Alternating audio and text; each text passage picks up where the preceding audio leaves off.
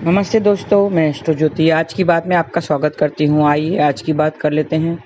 आज बड़ा ही शुभ दिन है, अच्छा दिन है। आज बृहस्पति का दिन है, गुरुवार का दिन है, तो बृहस्पति जी की पूजा करें, आराधना करें, विष्णु भगवान को ध्याएं, ओम नमो भगवते नारायणाय ऐसा जाप करें तो आपका दिन अच्छा बीतेगा। और वास्तु की बात कर लेते हैं, फिर उसके बाद आज की खास बात और कृष्ण कथा में हम थोड़े से ज्ञान की बातें करेंगे, तो अंत तक बने रहिए और लाभ उठाइए। वास्तु की बात करें तो घर में ध्वनि की बात कर लेते हैं। घर में बहुत सारी ध्वनि होती है, जैसे मोबाइल की, बेल की, डोर बेल की। तो मोबाइल में कर्कश कॉल बेल या रिंगटोन नहीं लगाना चाहिए। इससे घर में नकारात्मकता ऊर्जा का प्रभाव होता है और परिजनों के विचारों में भी टकराव होने लगते हैं। तो जो आप टोन लगा रहे हो, रिंगटोन लगा रहे हो, कॉलर ट्यून लगा रहे हो, तो वो मीठी होनी चाहिए, कर्कश नहीं होनी चाहिए। अलार्म क्लॉक या डोर बेल की ध्वनि भी का भी ध्यान रखें। वो भी ऐसे नहीं होना चाहिए कि वो दूसरों को तकलीफ पहुंचे और नेगेटिविटी फैलाती है। तो ये थी वास्तु की बातें। अब योग और तिथि की बात कर लेते हैं। आज सुबह 5:55 के बाद से चतुर्दशी तिथि लग चुकी है। आज से कल सुबह 5:14 तक वृद्धि योग रहेगा। वृद्धि मतलब वृद्धि कराना, कामों में वृद्धि होना। वृद्धि योग में किए गए काम से कामों में कोई रुकावट नहीं आती है, बल्कि वृद्धि होती है। आज देर रात 3:55 तक मृगशिरा नक्षत्र रहेगा। मृगशिरा 5वां नक्षत्र है, जिसका प्रतीक चिन्ह हिरण का सिर है। मृगशिरा तो हिरण का सिर माना जाता है। इसका स्वामी मंगल है और इसका संबंध खैर के पेड़ से बताया गया है, कत्था जो खाते हम। तो इस दौरान खैर की पेड़ की पूजा करें और उसे किसी प्रकार का नुकसान नहीं पहुंचाना है। और आज की खास बात, आज महाशिवरात्रि व्रत है। हर कृष्ण पक्ष की चतुर्दशी को महाशिवरात्रि व्रत किया जाता है। आज सुबह 5:55 के बाद से कल भोर 4:55 तक चतुर्दशी तिथि रहेगी। तो इसके लिए चतुर्दशी की रात आज ही पड़ेगी, तो इसके लिए महाशिवरात्रि का व्रत आज ही होगा। आज शिव जी को बेलपत्र, पुष्प, धूप, दीप, भोग लगाकर मंत्र जपते हुए आप दिन बिताएंगे तो शुभ परिणाम मिलेंगे। आज के दिन शिव जी को नारियल अर्पित करें तो संतान को मदद मिलेगी।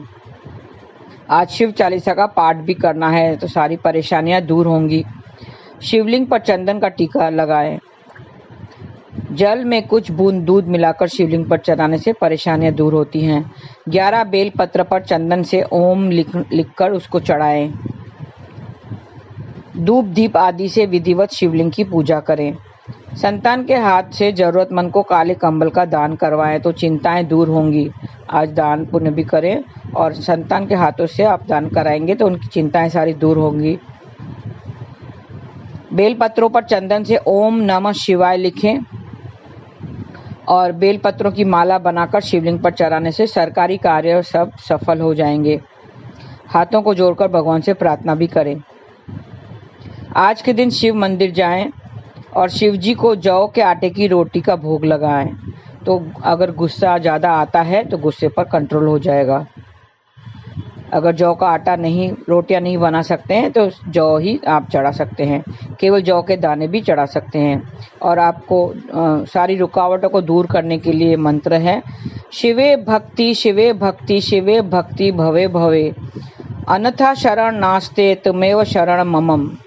ये सब मंत्र है, आप जाप कीजिए तो सारी रुकावटें दूर हो जाएंगी।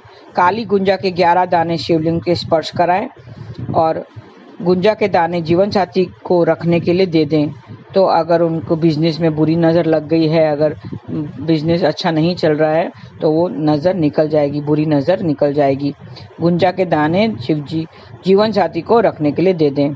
3 मुखी रुद्राक्ष को पूजा करके गले में धारण करें या उसके माला हाथ में भी आप ब्रेसलेट बनाकर पहन सकते हैं, तो आर्थिक स्थिति सुधर जाएगी। ब्रेसलेट बनाकर भी हाथ में पहन सकते हैं। पड़ोसी के घर से सामने से मिट्टी लाएं और रुद्राक्ष की माला से भगवान शिव का मंत्र जपें। फिर वो मिट्टी वापस वहीं पर रखाएं। तो पड़ोसियों से अगर आपकी नहीं बन रही है तो आपकी तालमेल अच्छा बन जाएगा पड़ोसियों से। सफ़ेद फूल बच्चों के हाथों से स्पर्श कराएं और माला बनाकर भगवान शिव को चढ़ाने से बच्चे खुशहाल हो जाएंगे, खुशियाँ आ जाएंगी। पानी पीने वाला बर्तन ब्राह्मण को दान करना चाहिए आज, तो बिजनेस में तरक्की होगी। वैसे तो 10 संख्या में दान करना चाहिए, 10 ब्राह्मणों को दान करना चाहिए। अगर आप इतना करने में असमर्थ हैं तो केवल एक ही ब्राह्मण को आप दान कर सकते हैं।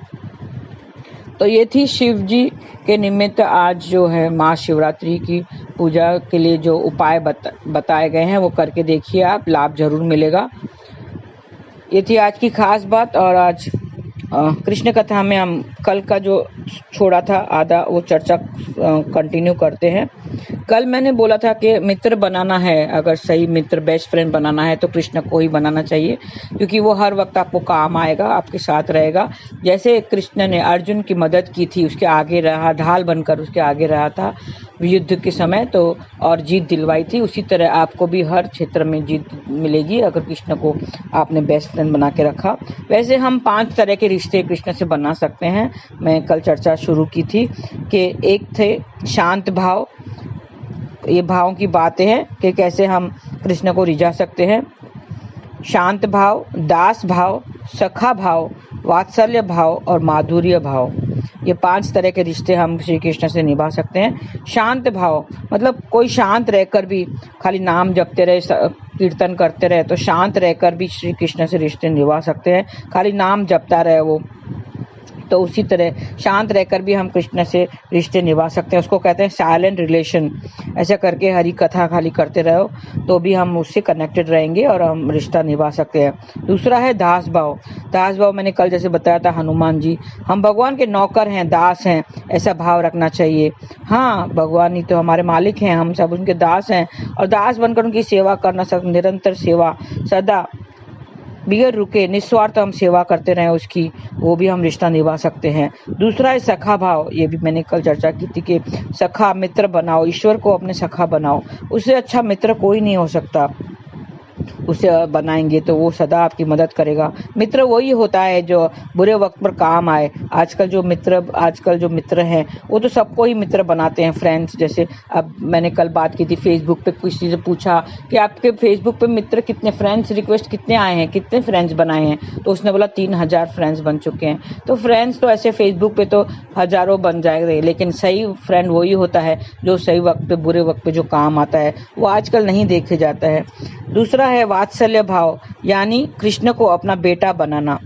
वो ही हमारा पुत्र है, तुम ही मेरे पुत्र हो, ऐसा करके अपना वात्सल्य भाव प्रकट करना, ममता प्रकट करना, उसे अपना पुत्र बनाना और सेवा करते रहना।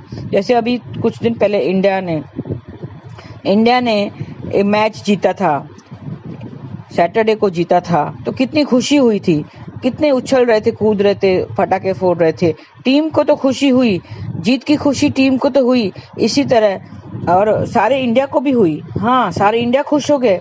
इंडिया टीम ने मैच जीती तो सारे इंडिया खुश हो गई, सब लोग खुश हो गए, सब लोग ने खुशी मनाई। तो इसी तरह हमें भी इस संसार को जीत कर जाना है।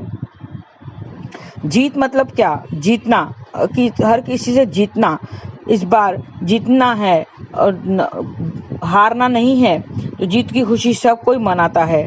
जीतना मतलब संसार को जीतना, हारना नहीं। इस जन्म को आखिरी करके जाना, इस जन्म को आखिरी बना के जाना और भजन कीर्तन की कमाई करके जाना, जैसे बाद में पछताना ना पड़े।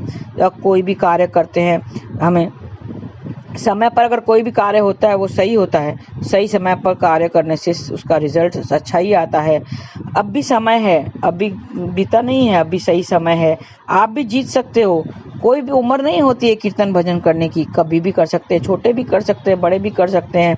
अच्छे काम करते रहो, यानी हमें जीतना है, हर हाल में जीतना है, ताकि हम अंत में जीत कर जाएं, ताकि हमें सबको खुशी हो, हमें तो खुशी हो और ईश्वर को भी खुशी होगी।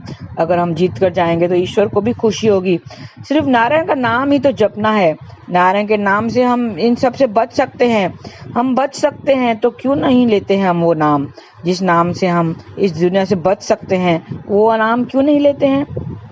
जैसे सुदामे को देखा, उसने भी कृष्ण को सखा बनाया था, कृष्ण ने उसे गले लगाया था, उसे मिलने गया था, कुछ मांगने नहीं गया था। उसने सिर्फ मिलने गया था तो उसने उसको गले लगाया, उसको गद्दी पर बिठाया, उसको प्यार किया। सुदामा ने भी मित्रता निभाई और हमें भी इसी तरह मित्रता निभानी है। ईश्वर को मित्र बनाना है, कृष्ण को पुत्र भी बना सकते हैं। और जो पांचवा भाव है माधुर्य भाव, माधुर्य भाव, कृष्ण मेरा पति है ऐसा भाव रखना है। मीराबाई ने रखा था, मीराबाई ने बचपन से ही उसको अपना बना लिया था, अपना पति बना लिया था। उसने भजन भी गाया था, मेरे तो गिरधर गोपाल दूसरों न कोई। वैसे राधा रानी ने भी तो कृष्ण को अपना बनाया, अपना मान लिया था। गोपियों का भाव क्या था? गोपियों का भी माधुर्य भाव था। उस हर एक ने आपको उसको अपना बनाया था और कृष्ण भी हर एक का साथ दिया था। महारास में कृष्ण हर एक गोपी के साथ था, सबको अपना बनाया था। राधा रानी की महिमा कोई नहीं गा सकता, इतनी महिमा है राधा रानी की। ईश्वर से प्रेम करो और प्रेम और भाव के भूखे हैं। ईश्वर तो सिर्फ प्रेम और भाव के भूखे हैं। आपको कृष्ण से प्रेम करना है, हमें ईश्वर से ही प्रेम करना है। प्रेम मतलब क्या? वो भाव, ईश्वर जैसे खुश हो जाए, किसी स्वार्थ के लिए नहीं। हम प्रेम किसी स्वार्थ के लिए नहीं करते हैं। हम नहीं कहते हैं कि तुम महामंत्र जपो तो तुम्हें नौकरी मिल जाएगी, तुम महामंत्र जपेंगे तो तुम्हें घर मिल जाएगा, तुम महामंत्र जपोगे तो तुम्हें सब जो सुख सुविधाएं वो मिल जाएगी। नहीं, तुम महामंत्र जपोगे तो इस सांसारिक के बंधनों से छूट जाओगे, इस संसार से छूट जाओगे। हम सांसारिक सुखों के लिए नहीं हमें इसे प्रेम करना है। ईश्वर को हमें प्रेम निस्वार्थ करना है। निस्वार्थ प्रेम, ये जो भाव हैं पांच, चाहे शांत भाव हो, दास भाव हो, सखा भाव हो, वात्सल्य भाव हो या माधुर्य भाव हो, इसमें हम सबको कृष्ण को प्रेम करना है। किसी हर तरीके से हम कृष्ण को प्रेम कर सकते हैं, कोई भी एक रिश्ता निभा सकते हैं। ईश्वर खुश हो जाता है, हमें सिर्फ प्रेम और भाव के भूखे हैं, उससे हम ईश्वर की प्राप्ति होगी। हमें महामंत्र जप के इन बंधनों से छूटना है, इन संसार के दुखों सुखों से छूटना है, ताकि अंत में हमें श्री कृष्ण की प्राप्ति हो जाए। इस तरह से आपकी पूजा करो, भोग लगाओ, श्रृंगार करो, प्रेम करो, नाम जाप करो।